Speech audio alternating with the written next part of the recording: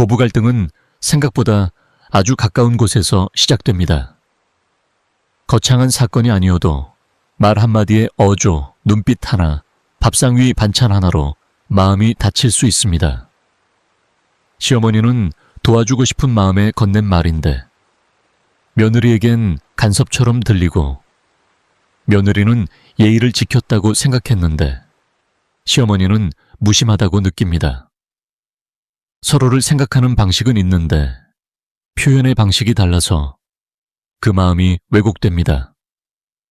나는 잘하고 있다고 믿는데 상대는 왜 날 이렇게 힘들게 할까 하는 생각이 드는 순간 그 관계는 조금씩 금이 가기 시작합니다.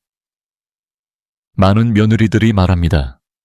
처음엔 진심으로 잘 지내고 싶었다고, 시어머니를 진짜 가족처럼 생각해 보려고 노력했다고.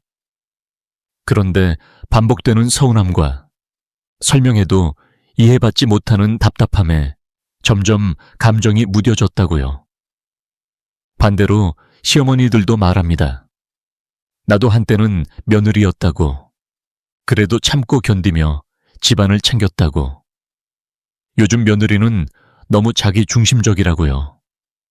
서로의 이야기에 나름의 이유가 있고 서운함이 있지만 중요한 건 그 마음이 상처로만 남지 않게 하는 겁니다. 그 방법은 멀리 있지 않습니다. 첫째, 거리를 조절하는 겁니다. 자주 보지 않는다고 전기 없는 게 아닙니다. 오히려 관계가 상하기 전에 일정한 거리를 유지하는 게 더 나은 경우도 많습니다. 대화를 할 때는 감정을 앞세우지 말고 의도를 분명하게 전달하는 것이 좋습니다. 어머니, 도와주시려는 마음은 알겠지만 이건 제가 직접 해보고 싶어요. 감사합니다. 제가 많이 배우고 있어요. 이런 말 한마디가 서로를 지치게 하지 않으면서 마음을 전할 수 있게 해줍니다. 둘째, 기대를 내려놓는 겁니다. 가족이니까 당연히 이해해주겠지.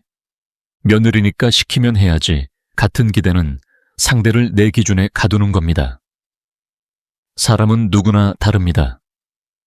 내 방식이 옳다고 고집하지 말고 다른 방식도 있을 수 있다는 걸 인정하는 것이 관계를 부드럽게 합니다. 셋째, 표현을 바꾸는 겁니다. 말은 마음의 포장입니다. 같은 말도 어떻게 전달하느냐에 따라 상처가 될 수도 있고 위로가 될 수도 있습니다. 예를 들어 이건 왜 이렇게 했니? 보다는 아, 이렇게 해봤구나. 혹시 이건 어땠을까? 라고 말하면 상대는 훨씬 덜 긴장하고 마음을 열 수 있습니다. 마지막으로 중요한 건 완벽한 고부 관계는 없다는 걸 받아들이는 겁니다. 다툼이 없을 순 없습니다.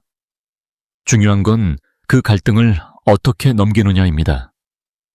때론 말없이 물러나는 것도, 아무 말 없이 식탁에 반찬 하나 더 놓는 것도 화해의 방식이 될 수 있습니다.